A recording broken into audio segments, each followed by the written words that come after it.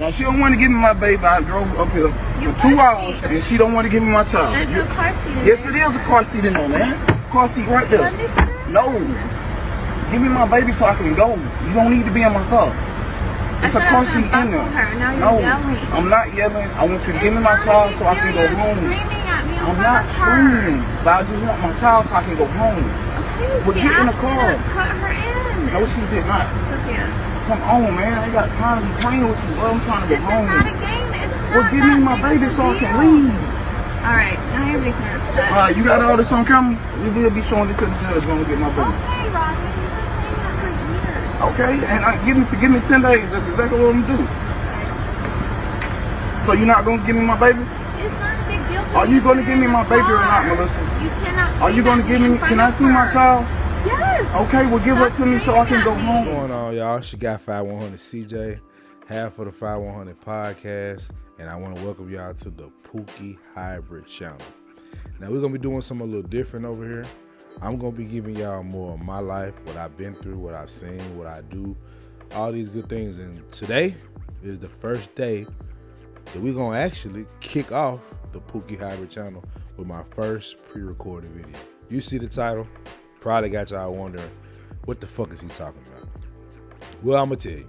So I tell guys all the time, as much as I can. I actually tell my partner Tez all the time, bro, you got a good wife, don't leave, make this shit work. And this is what I say when I say that, right? I'm not saying stay for physically violent things, cheating, constant disrespect, and just kind of a constant, downhill progression type of relationship. I'm not saying stay with that, because that's not worth it at the end of the day. That's going to cause more damage to you, the woman, and your children or child, right? So I would not say stay in a relationship that is that toxic. What I am saying is for small issues that you can get through, or just your want, because I know how we are, guys. Sometimes we just get tired of being in a relationship and nigga want to be single. But I'm gonna tell you something. You don't want to be on the other side of the game, boss. I'm just gonna be real with you. And I'm not saying that every situation of co-parenting or relationships not working is a negative thing. I'm not saying that. However, from my point of view, the odds of it being a smooth co-parenting relationship are very low. It's not high at all. I'm just gonna be real with you. And I've recently gone through some things that, it'll make a grown man cry. I would say the only reason it doesn't get to me as much as it used to is because I've been going through it for 6 years. So let's get into it. So in the month of August, my daughter turned 8 years old. And I was able to get her on her birthday, which was on a Thursday.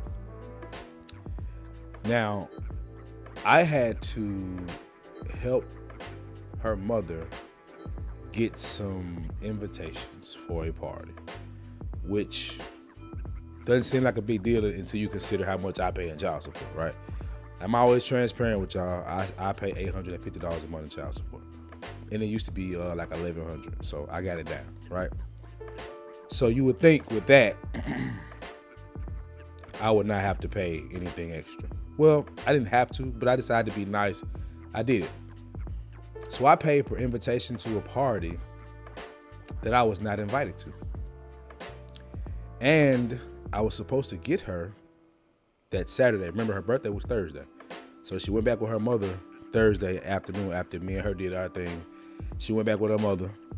And then Saturday rolls around. I'm supposed to have her for a few hours because I'm working so much. I'm not able to get her as much as I used to.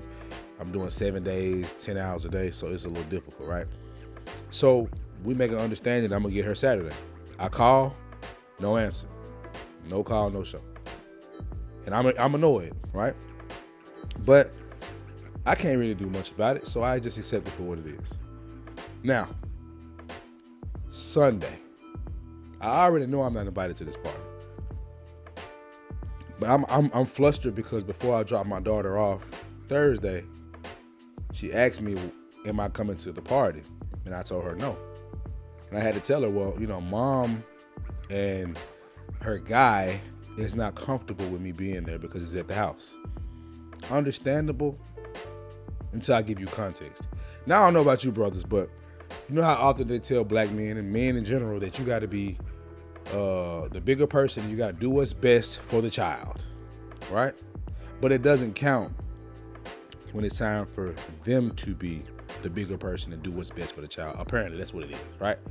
I don't know. But here's the thing, bro.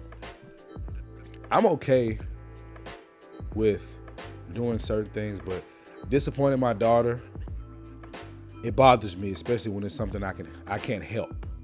So that happens. Me and her get into me and her mother. So I call her mother probably about a week or so because I just didn't answer the phone. I'm gonna be honest with you. I got to the point where I'm sick of, I've been going through this for a while. This is like, I can't even give you all of it in one episode. But I was going through this for a while and I was upset. So I didn't talk to them for about a week. And then I reached back out finally or whatever. But, you know, I ended up getting my daughter about 2 or 3 weeks later.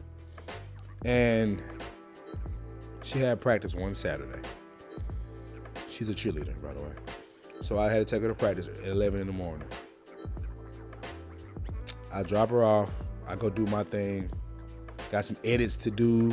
You know, a photography guy. By the way, this is my photography company, Vivid Imagery and Portraits, VIP. Go check out my Instagram. It's VIP Portraits _ See some of my work. And if you in the Memphis area, local area, you know what I'm saying, hit me up. We can do some work. But anyway, so it comes around the time where I have to pick her up. Her mother is like, well, I'm going to get her because, you know, we had an agreement that she would stay with me longer, but my daughter kind of wanted to go because I had work to do and she don't like to sit and watch me do work. So I said, you can go back with your mom, fine, whatever. I didn't like it, but I accepted it. But the original plan was I'll get her after practice and we'll link up about an hour or two later. But she hit me up like, I'm going to come earlier. You know, you ain't even got to worry about it. I'll just come pick her up for practice. And I told her, well, I still got her bags, so I'll just bring them. So I'll bring them. Now, a little bit more context to this week. This was a Saturday. So that Friday was Donuts with Dad. And I had planned on having a conversation with my ex-wife's fiance concerning the birthday party and other things that just have kind of happened over time. So he didn't come to Donuts with Dad. It was just me and my baby, which I'm all for, you dig what I'm saying? But nonetheless, that's what happened. So I saw him in the parking lot with ex-wife. So quite naturally, I pull over there. Like, let's have a conversation, bro. I drop off the bags to him. I said, let's have a conversation.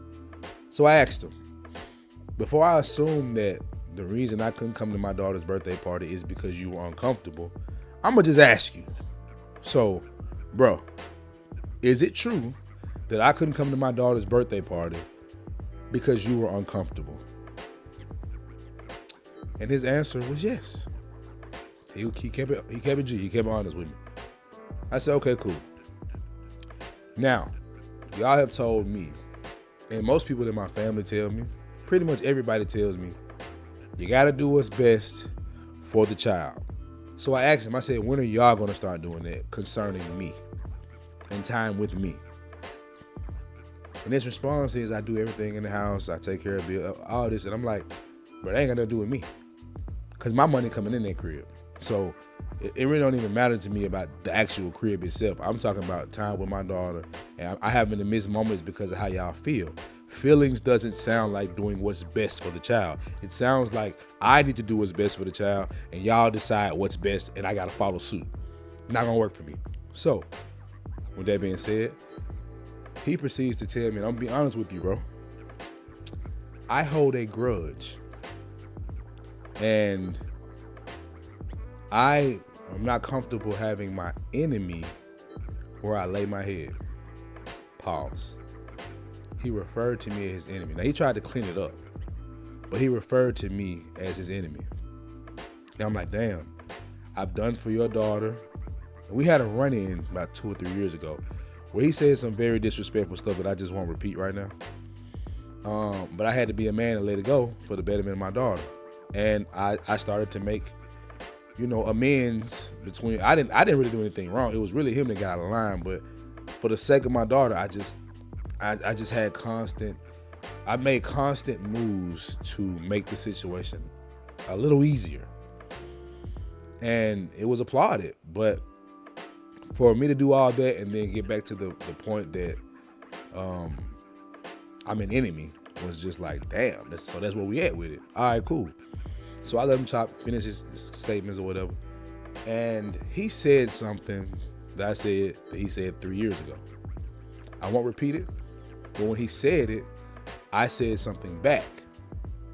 And then he proceeds to put his hands on me.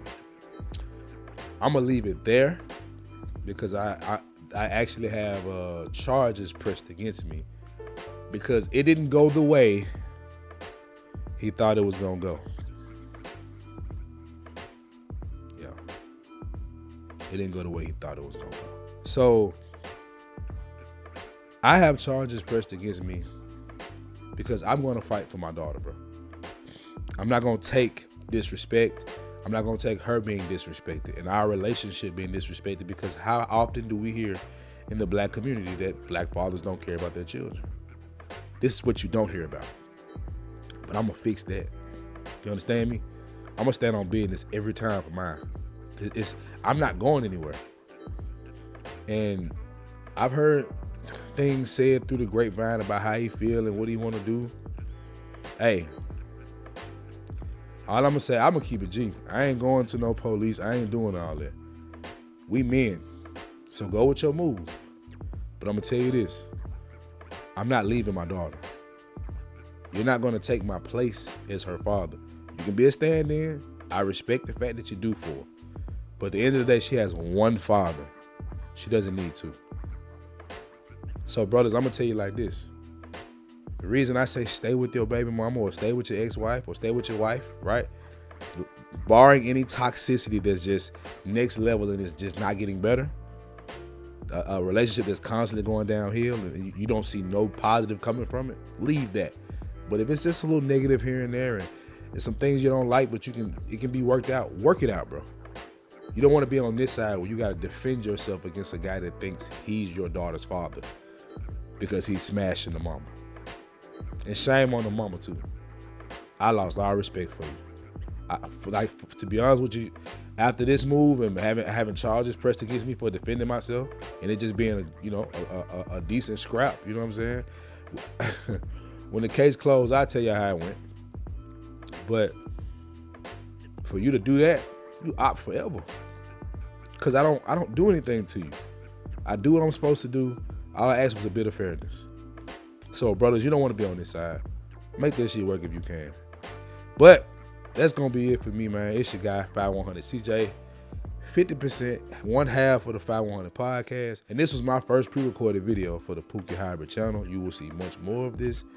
And personal stories, difference between educated lames and pookies and street niggas. I'm going to start breaking this stuff down because apparently people just be running their mouth just trying to pass the buck. So, anyway, I'm going to get out of here, man. You dig.